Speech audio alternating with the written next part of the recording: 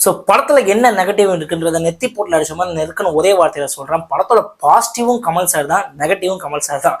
So இவர் வந்து பாத்தீங்கன்னா எல்லா டேரக்டர்ஸ்கிட்டையும் பாத்தீங்கன்னா அவரோட ஸ்கிரிப்டை தான் இம்போஸ் பண்றாரு. அதாவது இந்த ஸ்கிரிப்டே பாத்தீங்கன்னா அமர்ஹே, விக்ரம், அதே மாதிரி தலைவன் இருக்கின்றான், இதெல்லாம் வந்து கலந்து நாயகன் ஏதாவது கலந்து எடுத்த மாதிரி ஒரு ஸ்கிரிப்டா தான் தோணுது. ஏன்னா விக்ரம்ல பாத்தீங்கன்னா ஒரு கோஸ்ட், அதாவது செத்து போனதா நினைச்ச ஒரு ஆளு திரும்ப வராரு. அது வந்து ஒரு ட்ரக் பேக்ட்ராப்ல லோகேஷோட ஸ்டைல்ல எடுத்து அது சூப்பரா வந்து ஹிட் ஆயிடுச்சு. பட் அதே வந்து மணிரத்னம் ஸ்டைல்ல ஒரு நாயகன் ஸ்பின் ஆஃபா, ஒரு கிரைம் பேக்ரவுண்டா, ஒரு எமோஷனல் டிராமாவா அதே ஒரு பிளாட்டை வந்து எடுத்து வச்சு திருப்பி பண்ணா அவரு சொன்ன ஒரு ஸ்டோரி சயின்ஸ் ஃபிக்ஷன் ஸ்டோரி, அதை வந்து ஆண்டவர் வந்து எடுத்து பண்ணியிருந்தா இன்னொரு டைமென்ஷன் ஓப்பன் ஆயிருக்கும். அதாவது மணிரத்னம் சயின்ஸ் ஃபிக்ஷன் பண்ணதே இல்லை, அவர் வந்து சொல்லியிருக்கும் போது அதை கமல் சார் நடிச்சிருந்தாருன்னா அது இன்னொரு டைமென்ஷனா எப்படி ஓப்பன் ஆகி இன்னும் பயங்கரமா இருந்திருக்கும் தான் தோணுது. பட் ஏன் இதே ஒரு ஒன்லைனை வச்சு கமல் சார் 2 ஸ்கிரிப்டை வந்து அதுதான் ஒரு படத்தோட பெரிய டிராபா இருக்கு. ஏன்னா ப்ரெடிக்டபிளா ஆயிடுச்சு.